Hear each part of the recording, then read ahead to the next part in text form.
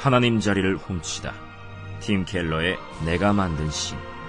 팀 켈러 지음, 윤종석 옹기.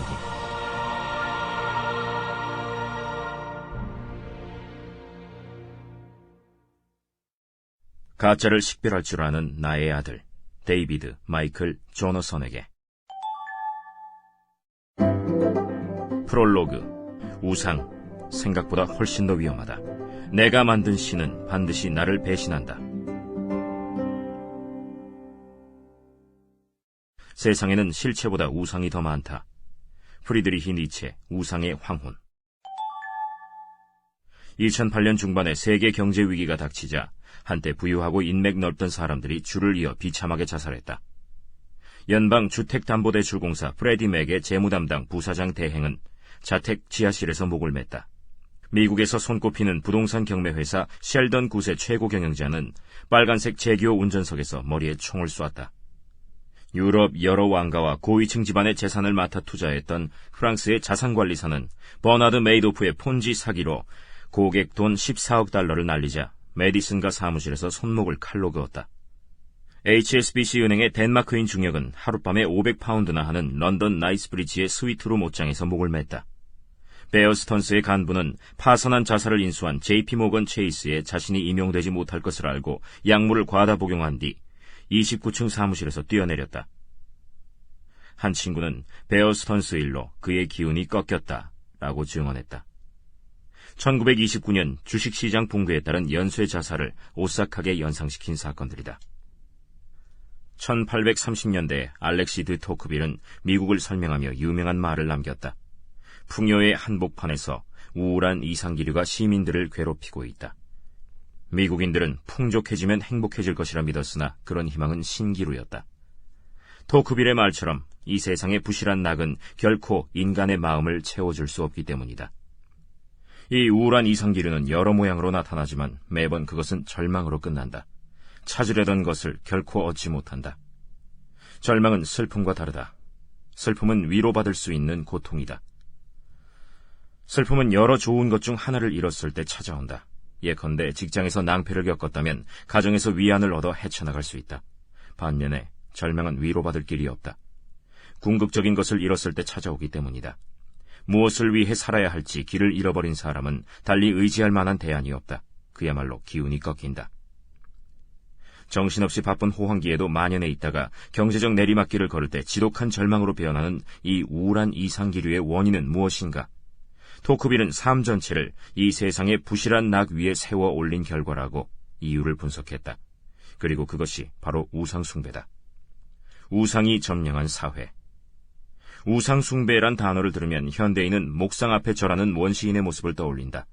사도행전에는 고대 그리스 로마 세계의 문화가 생생히 묘사되어 있다. 당시 도시마다 좋아하는 신이 있어서 신전을 짓고 신상을 숭배했다. 바울이 아덴에 가보니 말 그대로 신상 천지였다.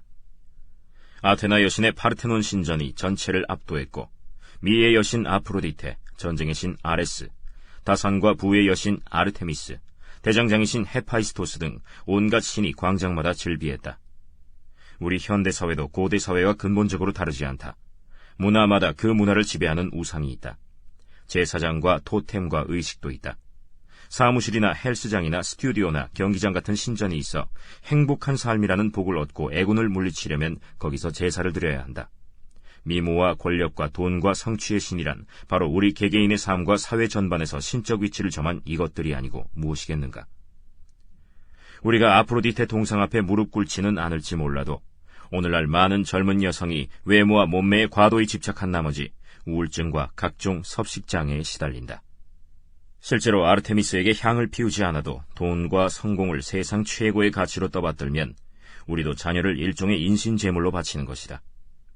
직장에서 높은 자리로 올라가고 더 많은 재물과 위신을 얻고자 가정과 공동체마저 팽개친다. 뉴욕 주지사 엘리어스 피처가 고급 매매춘 조직을 통해 불법 성매매를 한 사건으로 직위를 잃은 뒤 데이비드 브룩스는 우리 문화가 배출해온 한 인간군에 주목했다. 성취도는 높지만 수직과 수평의 균형을 잃은 부류다. 그들은 멘토나 상사와의 수직관계에서는 처세술이 좋아 출세 가도를 달리지만 배우자나 친구, 가족과의 수평관계에서는 진정한 결속을 이룰 줄 모른다. 수많은 대통령 후보가 말로는 가족을 위해 출마한다지만 실제로는 선거운동에 삶을 몽땅 쏟아붓느라 정작 가족은 안중에도 없다. 세월이 가면 권력의 무상함과 외로움을 뼈저리게 느끼지만 자녀, 배우자와는 이미 멀어진 경우가 많다. 그래서 그들은 상처를 치유하려 한다. 공허한 내면을 달래려고 외도에 빠지거나 다른 극단적 조치를 취한다. 그러다 결국 가정 파탄이나 스캔들, 때로는 둘 다에 빠지고 만다. 그들은 성공의 신 앞에 모든 것을 제물로 바쳤지만 그것으론 어림없었다. 고대의 신은 피에 굶주려 있어 비위를 맞추기가 힘들었다. 그리고 그건 지금도 마찬가지다. 인간의 마음은 우상공장. 인터넷 열풍을 불러온 닷컴 붐이 일고 부동산과 주식에 엄청난 거품이 있던 그전 20년 동안에는 이런 말이 설득력을 얻기 힘들었을 것이다. 그러나 2008년에서 2009년에 경기가 곤두박질 치면서 소위 탐심의 문화가 그 속살을 드러냈다. 오래전에 사도 바울은 탐심이 나쁜 정도가 아니라 우상숭배라고 꼬집었다. 즉 돈은 신의 속성을 가질 수 있다. 그래서 돈의 신적 힘을 경험하고 그것에 점차 마음을 뺏기면 자유는 사라지고 숭배와 복종 관계에 가까워진다. 돈은 영적 중독이 될 수 있다. 모든 중독처럼 피해자에게 자신의 진짜 덩치를 숨긴다. 아무리 갈망해도 만족은 자꾸만 줄어든다. 그래서 우리는 더 채우려고 더 크고 많은 모험도 불사하다가 결국 파탄에 이른다. 회복에 나설 때는 내가 무슨 생각을 한 거지? 어떻게 그렇게 눈이 멀 수가 있었지? 라는 의문이 든다. 깨어날 때 우리는 숙취 때문에 전날 밤 일이 통 기억나지 않는 사람 같다. 왜 그랬을까? 그토록 이성에 어긋나게 행동한 이유가 무엇일까? 왜 우리는 옳은 길을 시야에서 완전히 놓친 것일까? 성경은 인간 마음이 우상 공장이라서 그렇다고 답한다. 대체로 사람들은 우상 하면 눈에 보이는 신상을 떠올린다. 오디션 프로그램에서 심사위원 사이먼 코엘의 극찬을 받은 신인 팝스타를 떠올릴 수도 있다. 물론 아직도 세상 곳곳에서 전통 우상 숭배가 이루어지고 있긴 하지만 마음속에서 이루어지는 내적 우상 숭배는 모든 사람에게 두루 널리 퍼져 있다. 에스겔 14장 3절에서 하나님은 이스라엘 장로들을 가리켜 이 사람들이 자기 우상을 마음에 들이며 라고 말씀하신다. 우리처럼 장로들도 그런 지적에 틀림없이 이렇게 반응했을 것이다. 우상이라니요? 무슨 우상? 저한테는 아무런 우상도 보이지 않는데. 여기서 하신 하나님 말씀은 인간의 마음이 성공, 사랑, 재물의 소유, 가정 등 좋은 것을 궁극적인 것으로 탈바꿈시킨다는 뜻이다. 우리 마음은 그런 것을 신격화해 삶의 중심에 둔다. 그것만 얻으면 존재감과 든든함과 안전과 충족감을 누릴 수 있다고 생각하기 때문이다. 반지의 제왕에서 핵심 소재는 악의 군주 사우론이 소유한 힘의 반지다. 아무리 선한 의도에서라도 이 반지를 끼려는 사람은 누구나 탐욕에 물들게 된다. 톨킨의 해박한 학자인 톰 피시 교수는 이 반지를 심리적 증폭기라 불렀다. 마음의 가장 절실한 갈망을 우상으로 확대시킨다는 뜻이다. 그 책의 선한 등장인물 몇은 노예를 해방시키거나 백성의 영토를 지키거나 악인을 정의로 심판하려 한다. 다 좋은 목표다. 다만 그 반지를 끼면 물불 가리지 않고 무슨 수를 써서라도 목표를 이루려 한다. 반지가 좋은 것을 절대화해서 다른 모든 도의나 가치관을 전복시킨다. 이 반지를 끼는 사람은 점점 더 거기에 예속되고 중독된다. 그것 없으면 못 사는 게 바로 우상이기 때문이다. 꼭 손에 넣어야만 하기에 그것을 얻기 위해서라면 한때 존중하던 규정도 어기고 남들과 자신마저 해친다. 우상은 끔찍한 악을 낳는 영적 중독이다. 톨킨의 소설에서만이 아니라 현실 생활에서도 마찬가지다. 무엇이든 우상이 될 수 있다. 모든 문화적 순간에는 기회도 딸려온다. 지금 우리도 그런 순간을 만났다. 돈이 돈 그 이상이 될 수 있다는 성경의 경고를 이제 많은 이가 더 귀담아 듣는다. 돈은 삶을 바꾸어 놓고 문화를 만들어내는 강력한 신이 될 수 있다. 숭배자의 마음을 찢어놓는 우상이다. 불행히도 우리는 탐심의 문제가 저 부자들에게만 있다고 보고 그 문제에만 집중한 나머지 가장 근본 진리를 깨닫지 못한다. 무엇이든 우상이 될 수 있으며 이미 우상이 되어왔다. 세상에서 가장 유명한 도덕규범은 10계명이고 그중 제1계명은 이렇다. 나는 네 하나님 여호와니라. 너는 나 외에는 다른 신들을 내게 두지 말라. 여기서 자연스럽게 따라오는 의문이 있다. 다른 신들이란 무엇인가? 곧바로 답이 나온다. 너를 위하여 새긴 우상을 만들지 말고 또 위로 하늘에 있는 것이나 아래로 땅에 있는 것이나 땅 아래 물 속에 있는 것에 어떤 형상도 만들지 말며 그것들에게 절하지 말며 그것들을 섬기지 말라. 세상 모든 것이 포함된다. 돈이나 섹스를 신으로 떠받들 수 있다는 건 누구나 안다. 하지만 삶에 무엇이든 우상 노릇을 할 수 있다. 모든 것이 하나님의 대용품, 즉 가짜 신이 될 수 있다. 최근에 나는 어느 야전군 장교 이야기를 들었다. 그가 휘하 병사들에게 어찌나 무리하게 체력 단련과 군사 훈련을 시켰던지 오히려 병사들은 사기가 꺾였고 그 바람에 전투 중 통신이 두절되어 수많은 사상자를 냈다. 내가 아는 한 여성은 성장기에 가난했는데 성인이 되어 재정 안정에 집착한 나머지 좋은 사람을 여럿 놓치고 정작 사랑하지 않는 부유한 남자와 결혼했다. 그녀는 결국 얼마 못 가 이혼했고 자신이 그토록 두려워하던 고생길에 들어섰다. 일부 메이저리그 야구 선수들은 선전하는 정도에 만족하지 못하고 명예의 전당에 오를 수준으로 자라려고 스테로이드와 기타 약물을 복용한다. 그 결과 그냥 능력껏 잘했을 때보다 몸은 더 축나고 평판도 나빠진다. 이들이 행복의 기초로 삼았던 것은 오히려 잿더미로 변했다. 기초를 엉뚱한 데 두었기 때문이다. 각 경우마다 좋은 것 중 하나가 최고의 것으로 둔갑해서 다른 모든 가치를 짓밟고 군림했다. 하지만 가짜신은 늘 실망을 안겨주기 마련이며 그 과정이 파괴적일 때도 많다. 훈련된 부대나 재정 안정이나 뛰어난 운동 실력을 바라는 게 잘못인가? 그렇지 않다. 그러나 이 사례에서 우리는 사람들이 흔하게 착각하는 것을 볼 수 있다. 우리는 우상을 나쁜 것이라 생각하지만 그 자체가 나쁜 경우는 거의 없다. 더 좋은 것일수록 그것이 우리의 가장 깊은 욕구와 희망을 채우리라는 기대도 커진다. 무엇이든 가짜신이 될 수 있으며 특히 삶의 가장 좋은 것일수록 더 그렇다. 저것만 있으면 내 삶이 의미 있을 거야. 우상이란 무엇인가? 무엇이든 당신에게 하나님보다 더 중요한 것이다. 무엇이든 하나님보다 더 크게 당신 마음과 생각을 차지하는 것이다. 하나님만이 주실 수 있는 것을 다른 데서 얻으려 한다면 그게 바로 우상이다. 무엇이든 워낙 당신 삶의 중심이자 필수여서 그것 없이는 살아갈 가치를 별로 느끼지 못한다면 그게 바로 가짜신이다. 우상은 마음을 지배하므로 당신은 더 생각할 것도 없이 열정과 에너지, 돈과 정서적 자원을 다분히 거기에 쏟을 수 있다. 가정과 자녀, 직업과 돈벌이, 성취와 평론가의 호평, 체면과 사회적 지위가 다 우상이 될 수 있다.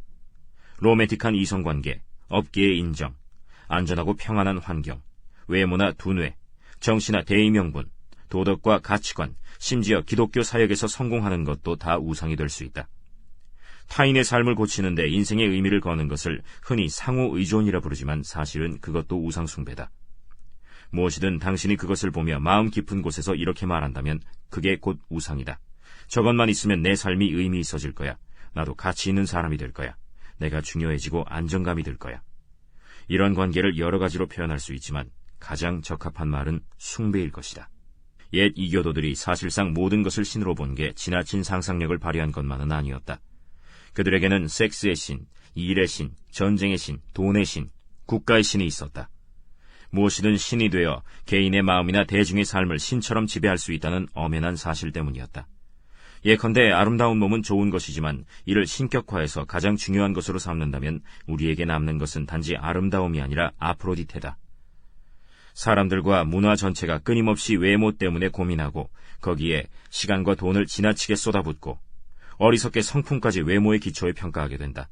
당신의 행복, 삶의 의미, 정체성에 하나님보다 더 영향을 끼친다면 무엇이든 우상이다. 성경에서 말하는 우상숭배는 지극히 복잡한 개념이라서 지적, 심리적, 사회적, 문화적, 영적 범주를 모두 아우른다. 우선 개인의 우상으로는 로맨틱한 사랑과 가정, 돈, 권력, 성취, 속한 분야의 인맥, 타인이 정서적으로 의존하기를 기대하는 것, 건강, 몸매, 매력적인 외모 등이 있다. 많은 사람이 하나님이 주실 수 있는 희망과 의미와 충족을 이런 데서 얻으려 한다. 문화적 우상은 군사력, 기술 발전, 경제 번영이다. 전통사회의 우상에는 가정, 고된 노력, 의무, 도덕적 가치가 포함되는 반면 서구 문화의 우상은 개인의 자유, 자아 발견, 개인적 풍요, 성취 등이다. 이 모든 좋은 것이 한 사회 내에서 규모와 세력을 과도히 불릴 수 있고 실제로 그렇다. 그리하여 삶의 기초를 거기에 두기만 하면 우리에게 안전과 평화와 행복을 줄 것처럼 약속한다. 지적 우상도 있는데 흔히 이를 이데올로기라 한다. 예컨대 19세기 말과 20세기 초의 유럽 지식층은 루소의 성선설을 철석같이 믿었다. 인간은 선하게 태어났는데 우리 사회의 모든 문제는 교육과 사회화가 부실한 탓이라는 것이다. 그러나 이런 환상은 2차 세계대전을 거치며 산산이 부서졌다. 영국 현대복지제도의 입안자로 널리 알려진 비어트리스 웹은 이렇게 썼다. 1890년이었던가? 한때 나는 일기장에 인간의 타고난 선에 내 모든 것을 걸었다 라고 썼다. 35년이 지난 지금에야 깨닫지만 인간 내면의 악한 충동과 본능은 영원하다. 아무리 사회제도가 바뀌어도 부와 권력에 끌리는 마음의 변화는 요원하다. 악한 충동을 제어하지 않는 한 지식이나 과학이 아무리 쌓여도 소용없다. H.G. 웰스는 1920년 저서 세계 문화사 대계에서 인간의 진보에 대한 신념을 예찬했다. 그런데 1933년에 출간한 닥쳐올 세계를 보면 유럽 국가들의 이기심과 폭력에 질겁한 그는 지식층이 통제권을 쥐고 의무교육을 통해 평화와 정의와 평등을 부르짖는 것만이 희망이라 믿었다. 그러다 1945년에는 지성의 한계에 이렇게 썼다. 인간이 그리도 좋아하던 호모 사피엔스는 이제 끝났다. 웰스와 웹은 왜 생각이 변했을까? 둘은 부분적 진리를 포괄적 진리로 떠받들며 모든 것을 그것으로 설명하고 발전시킬 수 있다고 믿었기 때문이다. 인간의 선에 모든 것을 걸었다라는 말은 곧 인간을 하나님 자리에 두었다는 뜻이다. 각 직업 분야에도 우상이 있다. 타협할 수 없는 절대 가치다. 사업세계에서는 수익이 궁극적 가치이므로 자기 표현은 억압된다. 그러나 예술계는 반대다. 오히려 구원의 이름으로 모든 것이 자기 표현